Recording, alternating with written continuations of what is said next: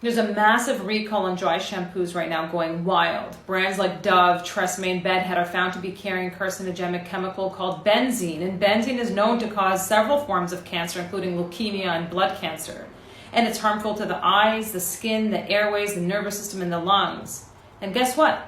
Benzene is also found in other products, including some of your favorite store-bought candles.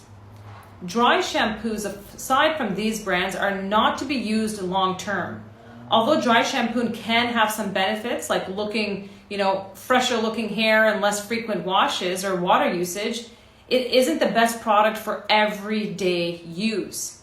Scalp irritation is the major concern surrounding some of the frequent use of dry shampoo, and this is because of how the product is designed to work. The scalp sheds dead skin cells like the rest of the body does, and oils and product residue build up over time. So although some oil is necessary to coat your strands and make them shiny and soft, it can quickly turn into a problem if left to mingle on your scalp, essentially with product buildup in skin cells for too long. When you use dry shampoo, you're essentially creating a thin layer of dirt on your hair and scalp. Now, while this is okay for a day or so, the longer this layer of buildup persists, the more damage it actually causes to your scalp. And one of the biggest concerns is dandruff, because what's happening is the yeast on your scalp builds up and it's feeding off of the oils that are trapped in there, which is going to cause the flakiness. And this layer of buildup also leads to clogged hair follicles, which causes itchiness, inflammation, it starts to hurt, and guess what? It also traps bacteria into your pores, which causes hair loss because of the clogging. So it damages the follicle and could potentially lead to hair thinning or loss. So essentially, dry shampoos can coat your hair and your scalp, making your hair dirtier, not cleaner, and prevents your scalp from breathing and actually staying healthy.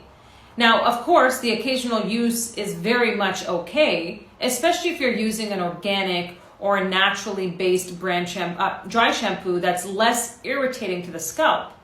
But it can still become an issue when you're doing it regularly. So what you really want to be doing, and a lot of people say, oh, my hair gets greasy super quick. You have to train your hair almost like you train your body. You can train it to start getting, when it gets greasy, okay, maybe you have to use the dry shampoo. But what happens is over time, your hair will get less greasy. So say, for example, by day 2, you're like, oh, my hair's greasy, I gotta use dry shampoo because I don't want to wash it all the time.